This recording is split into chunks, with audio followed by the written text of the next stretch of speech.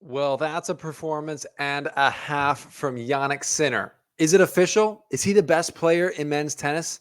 We'll get to that. I'll answer my opinion on that at the end of this video. But Jannik Sinner wins the Miami Open easily, breezing past, I might say, a very good and playing well today, Grigor Dimitrov. Just way too much sauce, forehand, backhand, serve, return. Any way you slice it, Jannik Sinner was absolutely cooking today and really all tournament. Really didn't face a huge challenge all tournament. So let's break down this match today, what it means for the current status of men's tennis, what his ranking is going to do. When will he become the number one? Not really if, or is it if? We'll get into it. This is the slice. We're going to break it all down. Thanks for being here. Let's go.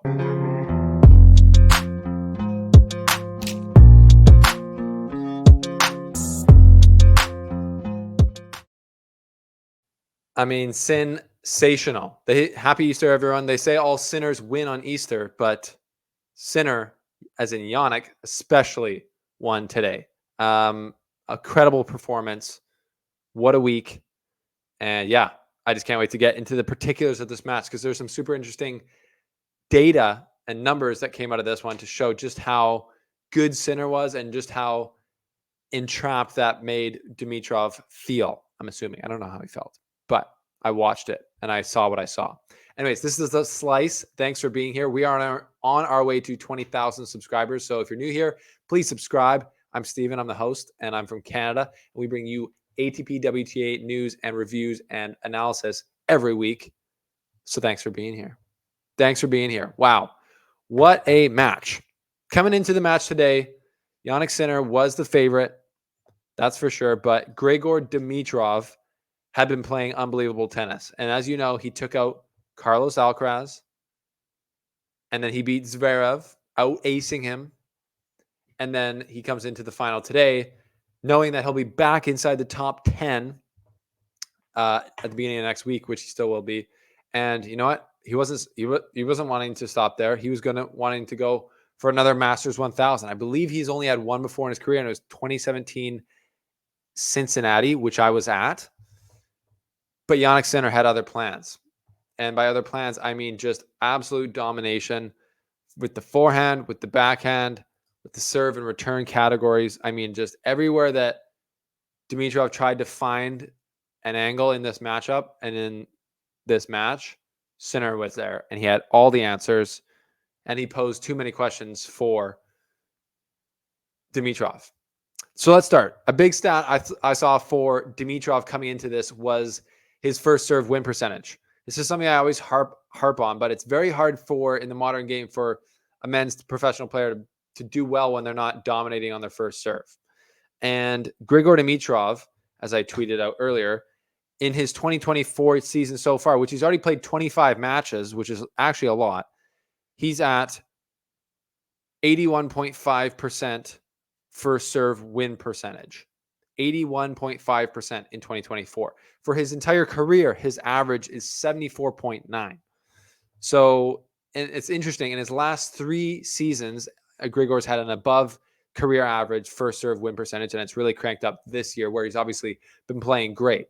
So what does that mean? So that means he's serving better or playing just better behind it. But like we saw with Djokovic, where his serve actually got better, maybe Dimitrov's is too. Or maybe he's just more, I think a lot of it has to do with the experience of where to serve, when to use what type of serves, and then obviously how to play behind it. And Dimitrov is just playing well. To put this match in perspective, Dimitrov only won 59% of his first serve points today versus Sinner, compared to the 81.5% on average this year so far. So his first serve was just under attack almost in every game. He was not able to get as many free points as he would like. Obviously, we'll look at the stats here. He had 6 aces, and then he had obviously other unreturned first serves, but just had to work hard. Like I would guess that he, had a few unreturned first serves. So maybe let's say it's another 6 unreturned. So that's 12. He only won 19 points on his first serve. So maybe he won 5 or 6 or 7 rally balls on his first serve. So it just shows how dominant Sinner was in this match in every way. And that speaks to Sinner's return, which we talked about in the last video that I made. Sinner's return against Medvedev. You're like, why is Medvedev not winning a higher percentage on his first serve anymore? Is it because Sinner's returning unbelievably well, or is it because Medvedev's not serving good anymore? Well, it's not the latter. Jannik Sinner's return has improved greatly. His serve has gotten much better. That's been well documented. And, in my opinion, Sinner's serve and return has now caught up to where the rest of his game has been for a long time. Where do you hide now? He's been so solid on the ground for so long with huge weapons on forehand and backhand. And now you got to say his first serve is a weapon, and the rest of his game being behind that is super dangerous. And he seems to be just returning everyone's serve. Great servers like Medvedev and Dimitrov, just casually dumping it deep, taking it perfectly with timing, forehand or backhand. It's really just a beautiful, beautiful thing to watch. On center serve, we saw him pinning the body of Dimitrov. We saw him going to the backhand of Dimitrov in the rallies, and then Dimitrov had to wait there and kind of protect that side of things. And then Sinner would just go cross court or go up the line with his forehand or backhand and just can't open the point. The first set point where Sinner won the set is a perfect example of that. Dimitrov serves, constructs the point well, comes in behind a pretty good up the line forehand, and Dimitrov or Sinner just open stance, slide backhand passes up the line, extremely Djokovic-esque. And what do you do? Just what do you do against that? So let's pull up the stats here. You can see what we're talking about with the stats, the serving stats. Sinner winning 88% of his first serves, literally only lost 3 points on first serve, and he won a higher percentage on his second serve than Dimitrov won on his first. Absolute domination in that department. Return rating 49 for Dimitrov, 191 for Sinner. Net points won 6 out of 6 for Sinner. Good clip for Dimitrov, just wasn't enough. But then look at this. You think, did Dimitrov play bad? Maybe he just didn't play his best. According to ATBTour.com, he hit 18 winners and only 7 unforced errors. Are you kidding me? That's an amazing match. How do you lose that match? Sinner hit 15 winners and only 4 unforced errors. Oh, excuse me. Only 4. 2 per set. He just couldn't put a foot wrong, Sinner. And that's just a tough one for Dimitrov. To me, it really feels like there's no losers in this match. Dimitrov had an amazing week, beat Alcaraz, beat Zverev, two of the best young players on tour, and gets back to the top 10. So if I'm Dimitrov, I'm like, would have been nice to win today, but Sinner was probably just too good today. I'll see you on the clay, where I've got a few extra tricks up my sleeve potentially. But yeah, he's back in the top 10. The guy's playing unreal. And I tweeted out yesterday, and people agreed with me. How could you not like Grigor Dimitrov? The guy's a stud, super nice guy, plays the most beautiful brand of tennis we've seen since Federer. Baby Federer is what they've always called him. And some people think that title's hampered his kind of success, or maybe the shadow he was living in. But some of the points that he played today, like the backhand winners up the line that he's hitting, these shots that he's hitting, like the amount of talent and ball striking ability it takes to hit those shots against a guy like Sinner is just crazy town. So that's the point I'm trying to make, is he played well today. Grigor did. And he still lost casually. 6-3, 6-1. What do you do? What do you do? Jannik Sinner. So ranking-wise, he will be to number 2 in the world tomorrow. Takes over from Alcaraz. That is a big thing. Alcaraz has been the one in the spotlight for the last 2 years as the golden boy, the man who's come to save the era of the future of tennis from, the big 3 retiring. And Sinner's now just passed him. So officially it's Sinner's time. He's the more hyped up young guy right now. He holds Wimbledon, scratch that. He holds the Australian Open. Alcaraz holds Wimbledon, but Sinner now holds Miami Open, the Canadian Open, and a bunch of tournaments in between. And obviously, like I just said, the Australian Open. So he's back to number 2. And then when will he potentially become number 1? Because a lot of people are saying it's not like an if now, it's like a when. Because clearly he looks like I mean, he just lost Alcaraz last week in Indy Wells. Let's not go crazy here. And I cannot wait till their next match. But he looks like the best player in the world right now. I don't know how you really think that he's not. He beat Djokovic. He beat Medvedev. He's beaten Alcaraz. He has beaten everyone, and he just won Miami like quite easily.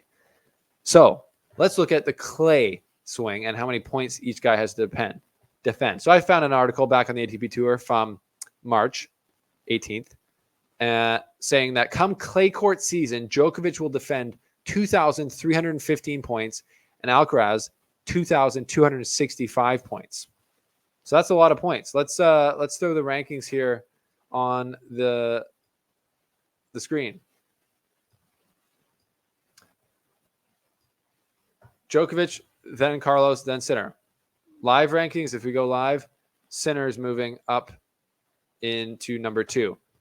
And he's still about 1,400 points behind Djokovic, but Djokovic has 2,315 points to defend on clay, including Roland Garros. And Sinner only has 585 points to defend on clay. Not very many. So that is a huge opportunity for Sinner to make a ton of ground. Even if Djokovic is to defend all of his points, Sinner's winning the tournaments that Djokovic didn't win and making, finals or whatever. Now that he's in the number 2 seed as well in a lot of these where he won't have to play Djokovic till the final. He might have to play Carlos, though, in the semis, which is crazy.